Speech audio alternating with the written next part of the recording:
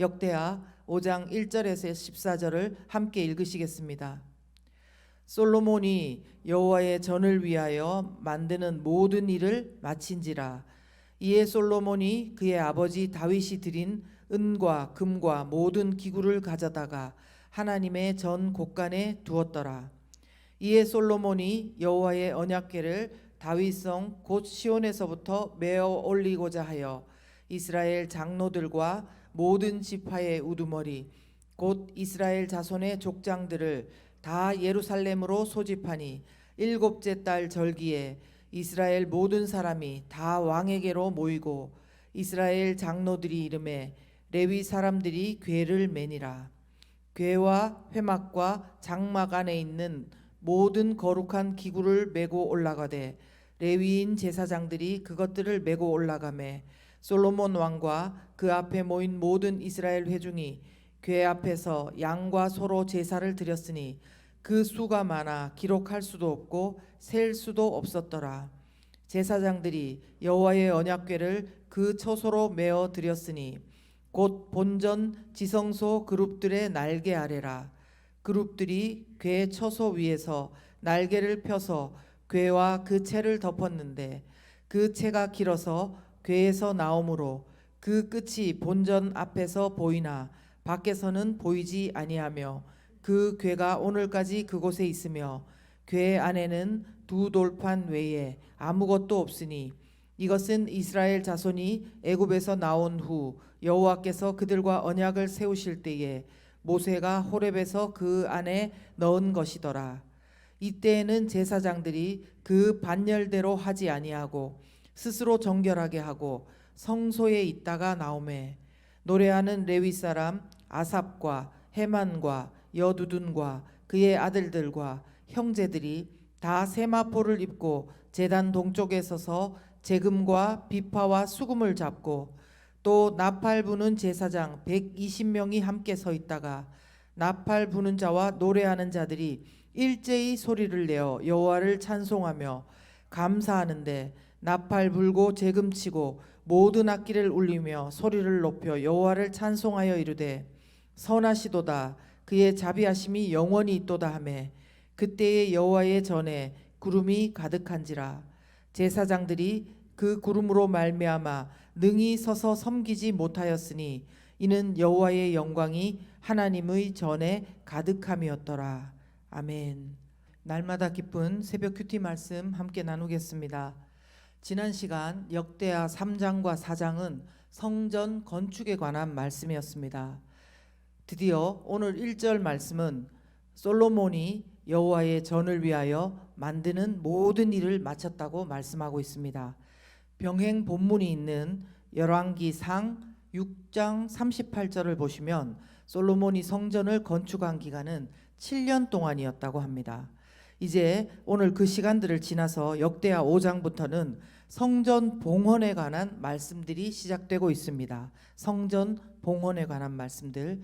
먼저 2절부터 6절에서는 솔로몬이 아버지 다윗 때부터 모아온 갖은 귀한 재료들과 자신이 준비한 것들로 온갖 정성을 들여서 7년 동안 성전을 건축하고 이제 7째 달 절기에 이스라엘 백성들의 지도자들 즉 이스라엘의 장로들과 모든 지파의 우두머리 곧 이스라엘 자손의 족장들을 다 예루살렘으로 소집하는 것으로 말씀을 시작하고 있습니다.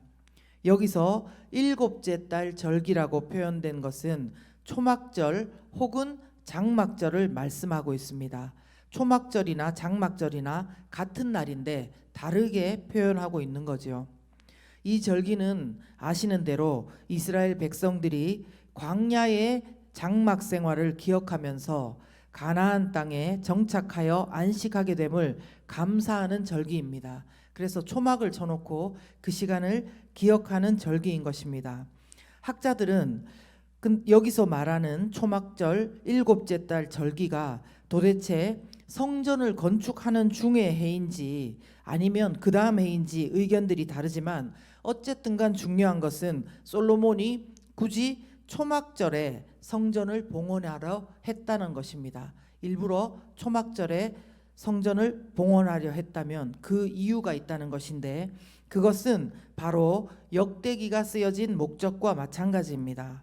나라가 망하고 바벨론의 포로 생활을 하고 있거나 막 돌아온 사람들에게 과연 우리가 어떤 나라고 어떤 백성이었는지, 또 어떻게 하나님께서 우리를 도우고 인도하셨는지를 다시 기억하고 회복하게 하려는 것이었습니다. 이것은 이스라엘 최고의 전성기로 알려진 그 당시 다윗과 솔로몬에 이르는 그 시대에도 마찬가지였습니다. 초막절에 굳이 모든 지도자들을 예루살렘으로 오게 한 솔로몬 왕의 목적은, 그 지혜를 주신 그 하나님의 목적은 그동안 이렇게 이동용 성막으로 그렇게 상징하는 이스라엘의 불안정한 생활을 이제는 성전 건축으로 말미암아서 그것이 이제 종결되었음을 나타내기 위한 것입니다. 그리고 노예였던 자들이 하나님의 도우심으로 그 신분을 벗게 되었지만, 정착하지 못하고 이리저리 광야에서 힘들었던 자신들을 이제 어떻게 하나님께서 가나안 땅에 정착하게 하신 것인지 다시 기억하게 하려는 것입니다. 이제 제사장들이 레위인들과 함께 그동안 다윗성 시온성에 보관되어 있던 여호와의 언약궤를 규례대로 성전으로 메고 올라가게 됩니다. 이때 6절에 보시면 솔로몬 왕과 그 앞에 모인 모든 이스라엘 회중이 궤 앞에서 양과 소로 제사를 드렸다고 합니다. 그런데 한두 마리도 아니고 몇백 마리도 아니고 그 수가 많아 기록할 수도 없고 셀 수도 없었더라는 것입니다.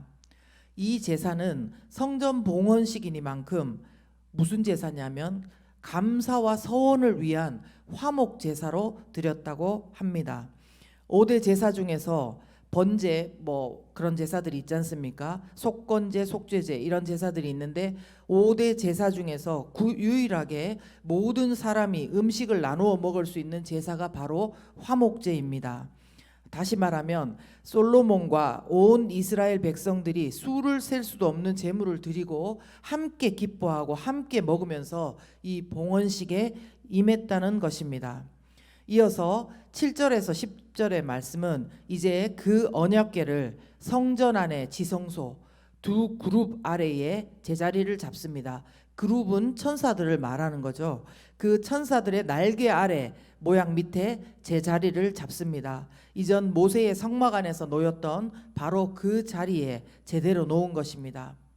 출애굽기를 보면 이 언약궤는 법궤라는 이름으로도 불리고 증거궤라는 이름으로 불렸습니다.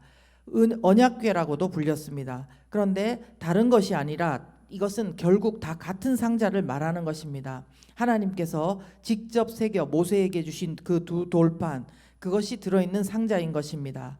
근데 그 중에서도 본문에서 특별히 법궤가 아니고 언약궤라는 표현을 쓰는 것입니다. 이것은 여호와의 언약궤, 이 말 자체가 벌써 백성들로 하여금 하나님과 모세의 언약, 그리고 또 사무엘하 7장에 다윗과 맺었던 하나님의 약속을 떠올리게 하는 것입니다. 우리도 어떤 물건을 보면 그때 그 사건이 생각나고 누가 했던 말이 생각나는 것과 마찬가지인 것입니다.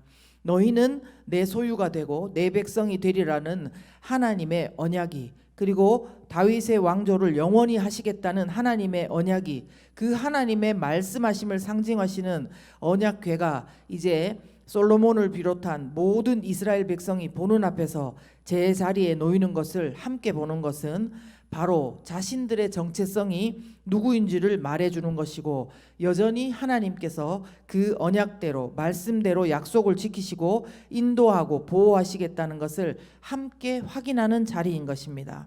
그러기에 이제 11절에서 14절은 모든 제사장들과 성전 찬양단들이 성소 밖에 제단 곁에 서서 여호와 하나님을 찬양하고 예배하는 모습을 보여주는 것입니다. 그 모습이 어떤지 볼까요? 11절에 보시면 제사장들이 원래는 순서대로 나오는데 순서대로가 아니라 반열대로가 아니라 스스로 정결하게 하고 성소에 있다가 나왔다는 겁니다. 그리고 지난달 시편 할 때 말씀드린 것처럼 그 시대에 찬양대 대장들이 있었습니다. 아삽, 헤만, 여두둔 이런 사람들인데요. 그 무리들이 제단 동쪽에서 서고 나팔 부는 제사장이 몇 명요? 120명도 함께 서서 드디어 소리를 내고 찬양을 시작했다는 것입니다. 우리 13절 같이 한번 읽어볼까요? 같이 읽겠습니다. 나팔 부는 자와 노래하는 자들이 일제히 소리를 내어 여호와를 찬송하며 감사하는데 나팔 불고 재금치고 모든 악기를 울리며 소리를 높여 여호와를 찬송하여 이르되 선하시도다 그의 자비하심이 영원히 있도다 하매 그때에 여호와의 전에 구름이 가득한지라. 아멘. 얼마나 영광되고 장엄한 모습입니까? 여호와의 영광이 성전 가득히 임재한 사실을 말씀하고 있습니다. 14절에 보시면 여호와의 영광이 하나님의 전에 가득해서 제사장들이 그 구름으로 말미암아 바로 서 있지도 못했다는 것 아니겠습니까? 여호와의 영광이 하나님 전에 너무나 가득해서 사람들이 몸도 제대로 가누지 못했다. 이거 얼마나 멋진 모습입니까? 그런데 이때까지 쭉 말한 이런 것들이 바로 우리가 예배드리던 모습 아닙니까, 여러분? 그렇죠? 저는 이 시점에서 우리가 성전 건축과 성전 봉헌에 관한 말씀을 묵상할 수 있다는 것이 얼마나 감동적이고 하나님의 예비하심이 있다는 마음이 들었습니다. 성도인 우리야말로 한 사람 한 사람이 다 주 안에서 성전이 아니겠습니까? 그런데 우리는 정작 지금 코로나로 인해서 다 함께 모여 드리는 예배를 마음껏 드리지 못하고 있습니다. 그런데 이들은 나팔 부는 사람만 120명이고 모든 찬양하는 사람들, 모든 회중들, 모든 지도자들이 다 나와서 하나님 앞에서 감사하고 기뻐하며 주님을 찬양하고 그리고 성전을 주님 앞에 봉헌하는 모습입니다. 성전을, 솔로몬 성전을 봉헌하는 모습입니다. 우리 각자의 모습도 바로 오늘 우리 이런 예배 가운데 우리의 모습을 다시 우리는 드릴 수 있습니다. 매일 매 순간마다 우리는 우리 성전된 우리 예수 그리스도로 말미암아 성전된 우리를 하나님 앞에 봉헌할 수 있는 것입니다. 사랑하는 여러분 어떠십니까? 여러분은 우리 본당이 가득 차도록 우리 성도들이 모여서 마음껏 찬양하고 기도하고 말씀 듣고 소리 높여 부르짖던 그 시간들, 서로를 예수님 이름으로 축복하던 그 시간이 너무나 그립지 않습니까? 하나님의 임재로 인해 서로 모두가 너무나 사랑스러워 보이는 순간들, 함께 음식을 나눠 먹고 기뻐하며 하나님의 기쁨이 임해 집에 가는 것도 있고 서서 이 사람 저 사람과 우리 이야기 나누며 서로 끌어안고 축복하던 그 모습이 떠오르지 않냐는 말입니다. 혹시나 그동안 영상 예배 가운데 너무 익숙해지셔서 이런 시간들에 대한 사모함을 놓치셨다면 저는 오늘 본문을 통해서 저와 여러분들이 주님의 성전인 우리 각 사람을 하나님 앞에 봉헌하며 올려드리며 전 성도가 함께 모여드리는 예배를 사모함이 마음속에서부터 눈물이 날 정도로 간절해지시기를 예수님 이름으로 축복합니다. 그래서 오늘 본문에서 제가 만난 하나님은 찬양 가운데 예배 가운데 가득한 영광의 하나님입니다. 찬양 가운데 예배 가운데 가득한 영광의 하나님. 그리고 제가 본문에서 만난 인간의 모습은 함께 뜨겁게 찬양함을 예배함을 눈물로 간절히 사모하는 인간인 것입니다. 사랑하는 여러분, 우리 이 시간 함께 기도하였으면 좋겠습니다. 우리의 마음 가운데 예배로 정말 영상 예배로 드리는데 너무 익숙해져서 이런 시간들을 사모하는 것들을 놓치고 있었다면 오늘 마음껏 우리가 하나님을 찬양하고 기도하고 마음껏 하나님을 예배하는 그 시간, 우리 개인도 그렇지만 함께 드리는 그 시간이 하나님 안에서 빨리 속히 올 수 있도록 너무나 사모한다고 하나님 앞에 간절히 기도하겠습니다. 하나님, 그렇습니다. 하나님, 오늘 솔로몬의 성전을 또 하나님 앞에 봉헌하는 이 모습을 보면서 너무나 부럽고 부럽습니다.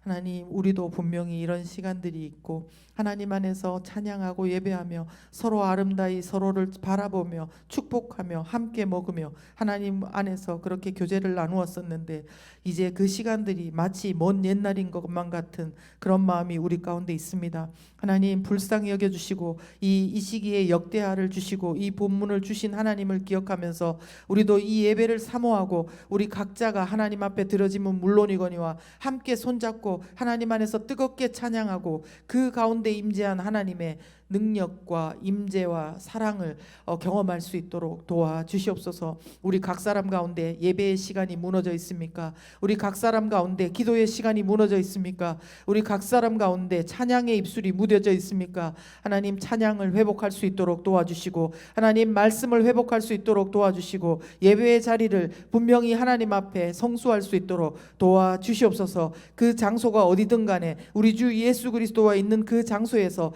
우리 각자 자신을 하나님 앞에 올려드릴 수 있는 우리 모두가 될 수 있도록 도와주시옵소서.